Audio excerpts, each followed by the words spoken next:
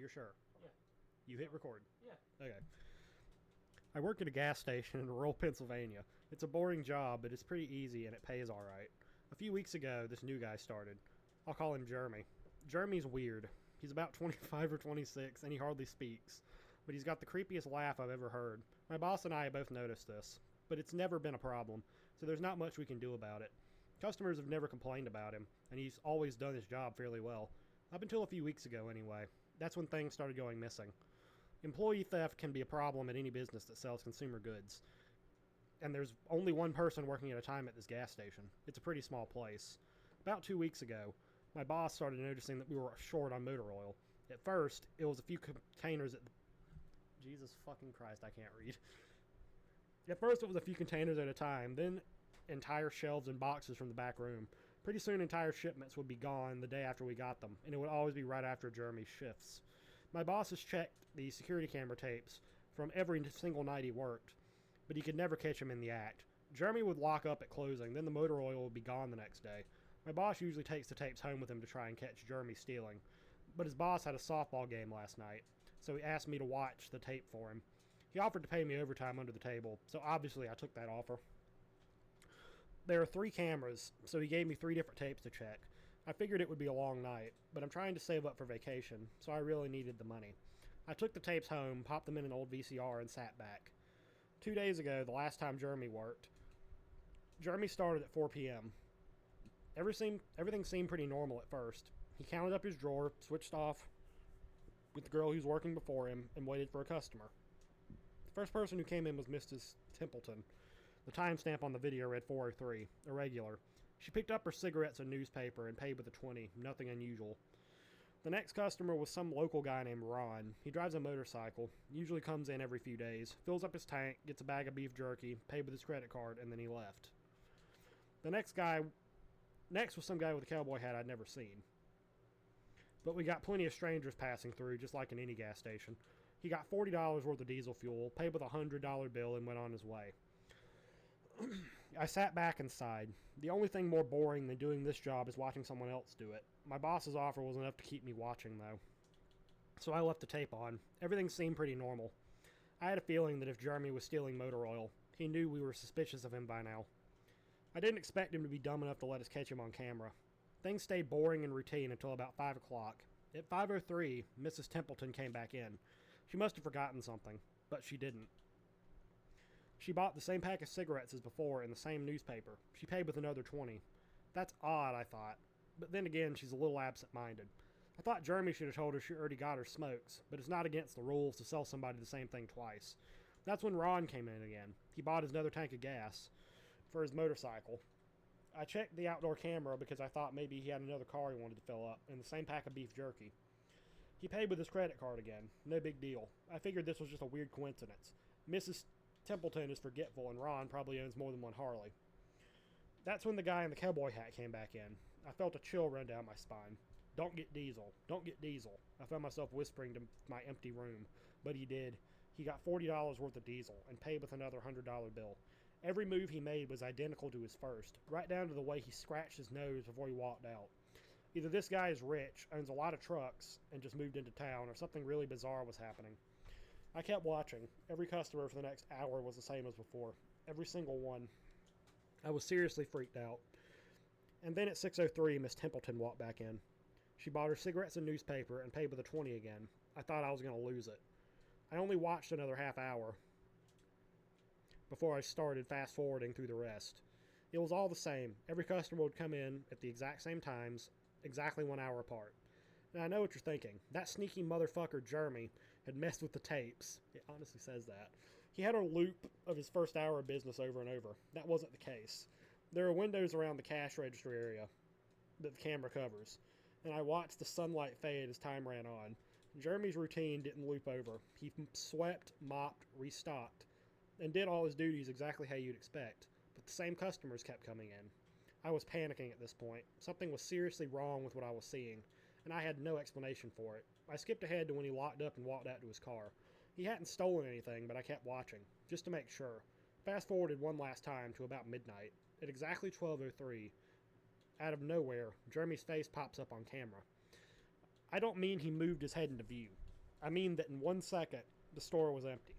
And the next, his face was all I could see. He wasn't looking at the camera. He was looking at me. I was sure of it. I screamed and fumbled for the remote. By the time I grabbed it, he was gone, just as soon as he'd left. One frame he was there, the next he wasn't. My hands were shaking like crazy, but I popped in another tape. The other indoor camera shows the back area by the cash register, and I would be able to see how he got up to put his face to the camera like that. Skipped ahead to 12:03, but there was nothing. I would have been able to see him standing on a chair or something on the tape, but he wasn't there. I didn't see him enter the store after he left. It wasn't like him. It's like he wasn't really there. He doesn't know the security code. No alarms were triggered that night after he locked up. What I did see, however, was that at 12:03, the motor oil vanished off the shelf. All of it. Same as Jeremy's face. 1 second it was there, the next it wasn't. I turned the tape off and went to bed. But I didn't get a wink of sleep. My body is exhausted right now, but my mind is racing. That tape was undoubtedly the creepiest, most disturbing thing I've ever seen in my life. I work in a few hours. My boss asked me to bring the tapes back in and let him know what I found, but really, what the hell am I going to say? Jeremy works the night shift tonight, directly after me. And the plan is for my boss to come in just before I leave and confront him with me, as I'm supposed to be the one who caught him stealing. I have no idea what I'm going to do. I suppose I'll have to show my boss the tapes, but I don't want to watch them with him. I never want to watch anything like that again. I can't get the image of Jeremy just smiling directly into the camera out of my mind. It was the creepiest look I've ever seen on another human being's face. Anyway, I'm going to try again to get some last-minute sleep before I have to go in and deal with this. I'll let you know what happens. Updating from my phone. Apologies in advance for any errors. My boss just finished watching the last of the tapes. I told him what to expect, but you really can't prepare someone for something like that. He's scared shitless. I still am too. And Jeremy is due to come in at 4.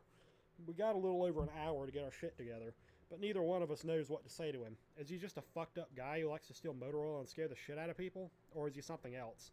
I don't know if this is crazy, but does anyone think he could have anything to do with the time loop? My boss said he never noticed anything like that in the other tapes, but the way he popped up in this one made me think he knew I'd be watching. It's like he wanted me to see what he could do, like he was showing off or something. The way he smiled into the camera like a little kid, showing you a sandcastle they just built or something. I don't know, I probably sound crazy. I sure feel the part. I'm going to talk to my boss some more. We have to calm ourselves down and figure out exactly how to handle this. I'll update again tonight, but I have a really bad feeling about how this is going to go. 4:33. No sign of Jeremy. Tried calling him, but his phone had been disconnected. We're calling the police.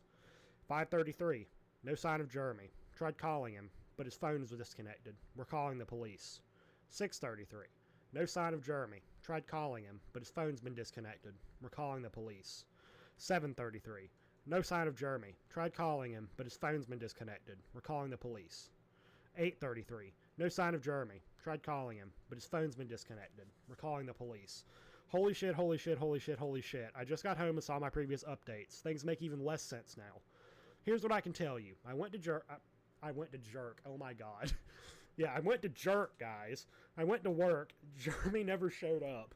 My boss and I decided to call the police, as you're well aware. When I picked up the phone to call, though, the sun went out. What do you mean the sun went out? Now I've lost where I was making fun of that line.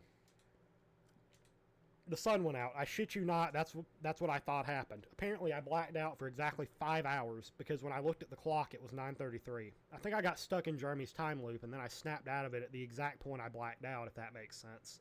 But that's when things got really weird. My boss was right next to me when I blacked out, ready to corroborate my story to the cops. When I came to, my phone was in my hand, but it was dead, not even a dial tone. My boss was standing right there, but he wasn't moving. He was standing up, frozen. I looked at the clock and it wasn't moving. The second hand was stuck on the 12. It was 9:33 exactly. The clock on the register computer screen wasn't moving either. My phone was frozen. There was even a customer at the register, waiting for my boss to get him cigarettes. I bet that would have been his 5th pack of the day. I got the fuck out of there. Didn't lock up. Didn't turn the lights out. And sorry guys, I didn't grab the security tapes to upload on the internet. Believe me, that was the last thing on my mind. The gas station's on a major highway, and cars were parked all along it, except they weren't parked. They were frozen. People inside were sitting as still as wax statues. I got in my car and prayed that it would start. Thankfully it did. About halfway home, time started up again. The static from the radio turned into music, like it's supposed to be. And what I could tell by listening to the host talk in between songs, no one noticed the time freeze, or whatever it was. I was the only one. Well, I'm sure Jeremy noticed as well. I still have no clue what he is or what he's doing. I'm hiding in my room and calling the police again in the morning. I don't know if I ever got through to them before, or if I did, whether they took me seriously. I'm scared for my life at this point. I'll update tomorrow if I can. Final update, 10:33 a.m. I finally fell asleep last night around 4. I have no idea how I did it. Guess exhaustion finally got the best of me. This morning I woke up to my phone ringing. It was my boss. He'd been calling me since about 6. He woke up when time turned back on last night and immediately called the cops. They came by to see what was wrong and he told them everything. Police around here are all small-time guys. They were concerned with the missing motor oil more than anything. But my boss figured he would take it, as long as he had their attention. They decided to go look for Jeremy. We keep all our employees' applications on file, and since Jeremy just started, his was easy to find. They checked the address and headed over to his house. You're never going to believe what he found. The address Jeremy listed on his application was an empty lot, or at least now it is.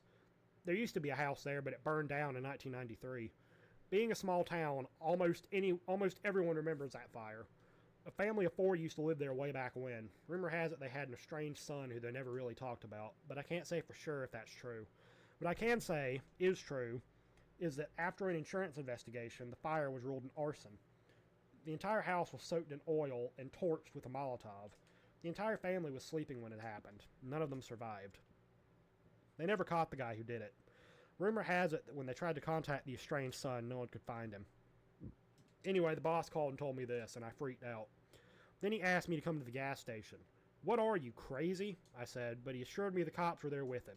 Then he dropped a bomb. The FBI was in town, and they were going to talk to me one way or another, so I might as well come in.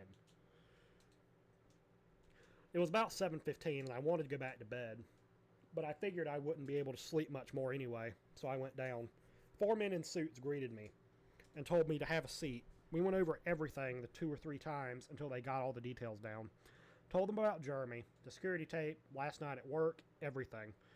Finally, after I finished, one of the agents said, "Oh Christ, we got another one on our hands." Then made me sign a bunch of papers saying I wouldn't say anything about what happened, so I can't say much more. I might be breaking the law just posting this.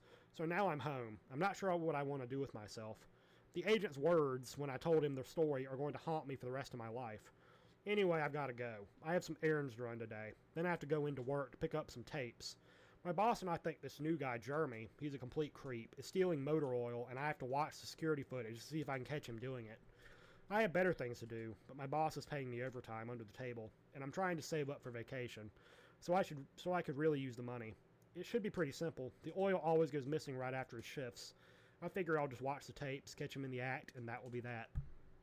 And that will about do it for this story, guys. I hope you have enjoyed it, and I will see you guys in the next one.